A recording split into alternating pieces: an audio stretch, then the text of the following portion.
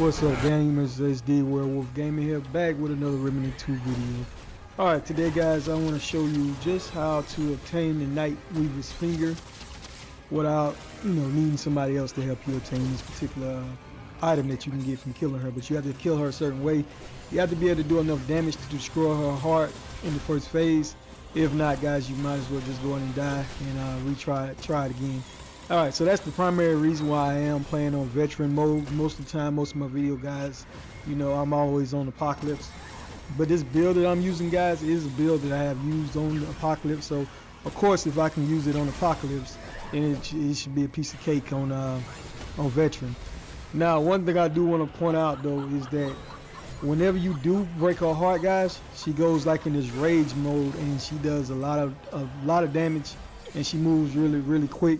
Cause she's desperately trying to grab you so she can get her heart back. Cause she grab you, that's it. You might as well start over as well. But the gameplay I'm showing is designed for those who don't have this particular item. Guys, I've been playing this game since it first came out. So I never took time to get it because I knew it was a certain way that you had to do to obtain it. So I decided to go ahead and get it because basically at this point I really don't have much else to do in Remnant besides try out different builds, see if it works on different bosses on Apocalypse. And that's basically what I've been doing, just bringing you different builds on Apocalypse, trying out different things, see if it's working or not. Regardless if the people watch choose to use the things I bring to you, guys, it's up to you. Because at the end of the day, like I said before, anytime I make a video, it's just a blueprint. Always use whatever works best for you. Because everybody's play style is different. A lot of people fail to understand that this game is about diversity. It's about trying out different things and using what works best for you. Just because somebody tells you, hey, this works better than that, or you should do this and do that, they don't play the same way. Nobody plays the game the exact same way. So why would you do what somebody else tells you to do? Me, I want to bring things to you that I'm using, just as give you a little idea so you can take this as a blueprint and use it for your own builds. So let's go over this build that I was using, guys. Okay, so primary I was using the medic, and the medic comes with the regenerator prime perk. After restoring 250 total health to allies, you regain a spent relic. Resting or responding at a world stone resets healing accumulation. Each additional player increases the healing requirement by 50%. I was using the healing shield, guys. The medic quickly expels healing energy to shield to all allies within 25 meters for 100% of their max health for 10 seconds. While shielded, allies regenerate 30% of their max health over the duration. And this has the 80-second cooldown. Alright, the traits that come on this class, guys, is Benefactor.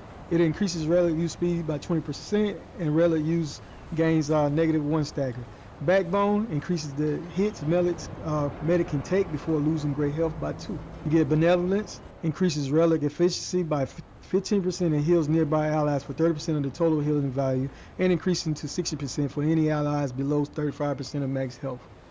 And you also get Invigorated, grants a 25% increase to all damage and 5% critical hit chance. Alright guys, playing on Apocalypse, medic is the one of the best archetypes you could ever use if you want to survive. Alright, and I was using the hunter just so I can get that damage up, guys. I was using the hunter's mark, which increases the hunter's spatial awareness, casting an aura that automatically applies mark to all enemies within 35 meters. While senses are heightened, the hunter also gains 15% increased range and melee damage, and this lasts for 25 seconds.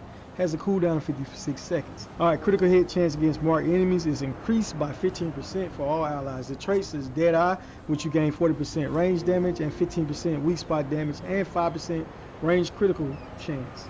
You get the return to center.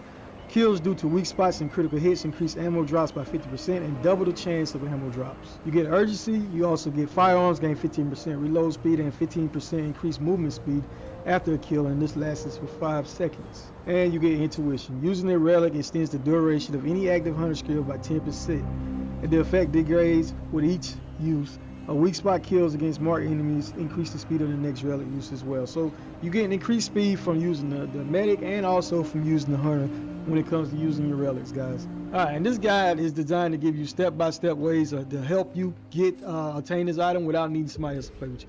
Wear whichever armor you step you want to wear, guys, but I was using the Misty Step, so I went heavy on this particular build. Alright, the Resonating Heart is a must for this particular build because that way you have limited hearts and you don't have to worry about dying. Just remember to try to use it every 10 seconds, 10 to 15 seconds if you can. All right, on it regenerates 57.5% max health over 5 seconds, and any overheal health is doubled over the next 20 seconds. I got 10% range damage, 20% range crit damage, and 15% weak spot damage. All right, guys, and if you want to change that out, put something to give you a faster mod back or something, do that as well.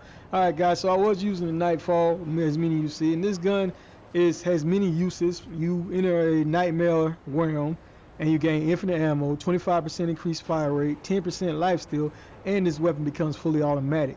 Just amazing for surviving any content in this game. I had twisted rounds with it, guys, but I'm going to show you something else that you can put up there as well. It increases range damage of this weapon by 20% to bleeding targets. The range weak spot and range critical hits apply bleeding, dealing 750 bleed over 10 seconds. Alright, so I would suggest using the Deadly Calm right here instead of the twisted rounds, because sometimes you can kill it too quickly in that bleed, and then you end up having to redo it over, because I did have that issue when I was using the twisted rounds. So I did end up putting on the Deadly Calm mod, which continuously aiming increases range damage by up to 20% over 3 seconds. Range critical hits chance is increased by 10%. So I wanted that increased range damage by 20% and that 10% range critical hit chance that you get by using Deadly Calm. And this worked a little bit better, so I didn't kill it too fast. Alright, the weapon that you get from killing her, guys, is the Nightshade right there. But the weapon I did have equipped at given time was the Hero Sword, which didn't really matter, guys, because you see in the video I didn't even use the sword, the melee weapon, at all. So let's go ahead and take another look at the weapon you get from killing her the alternate way. You get the Nightshade, which gives fast striking claws with a high critical chance. Neutral dodge grants the power of lifesteal. Neutral evade turns to miss, granting Nightshade 5% base damage as lifesteal for 5 seconds. And if you get a perfect dodge, guys, it doubles the duration.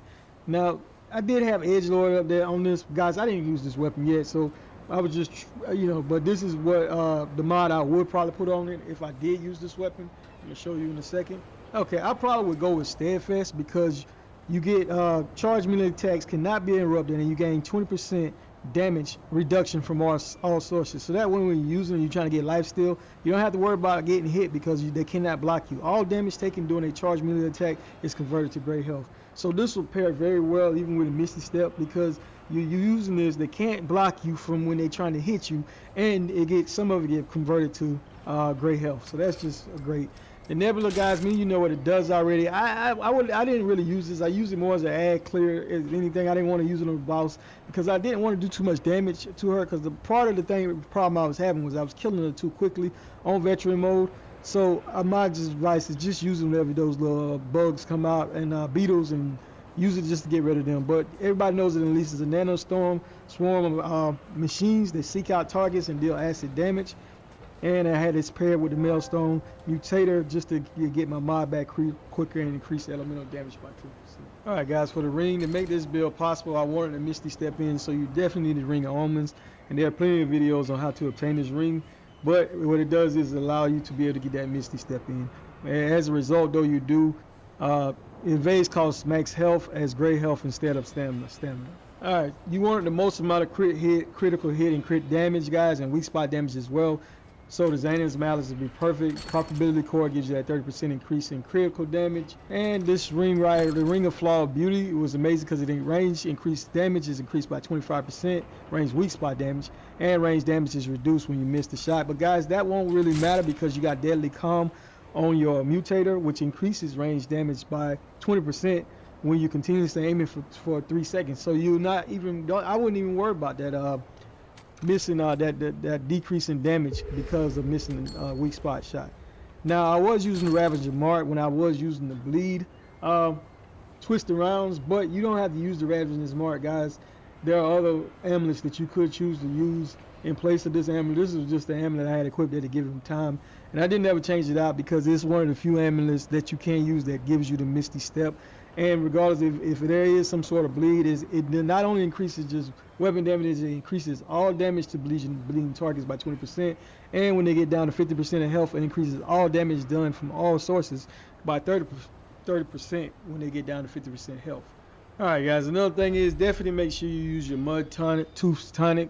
This increases your max health by 25, and even if you die, it still remains in effect. The traits I had on this class, guys, is triage comes automatically with health with the medic. Long shot comes automatic with the hunter class. Ammo reserve, you don't want to have ammo issues on any particular build. Regrowth to increase health regeneration by 1.5 seconds. Fortified increases armor effectiveness by 50%. Flash cascade, that way you can use your mods faster, guys. I got 5 points in the deck, give me 25%. Vigor to increase your max health by 30. Spirit to increase mod generation by 20%. Expertise to reduce skill cooldown by 20%. Fitness, guys, that goes hand in hand when you're doing Misty Step builds to be able to move pretty quickly, get out of the way. Bark Skin to reduce all damage by 10%. I got a little bit of Siphoner to get some health back. Alright, some other rings you could use, guys, if you don't want to go with this is, one of the ones you could use definitely is the Burden of the Destroyer. And if you want to be able to get your mod back quicker, guys, you can also use the Fair and Sigil ring. And what it does, critical and weak spot hits generate 10% additional mod power. Okay, and another option is the Stone of Malevolence. What it does is elemental damage generates 15% additional mod power. Since my handgun was elemental based, and guys, even if you use the twisted rounds, that is an element as well, so it will help you get your mod back pretty quickly. Alright, I want to thank everybody who has been supporting my content. It means a lot. Thank you for taking the time to come watch this video today, and I hope it helps you out. D Werewolf out.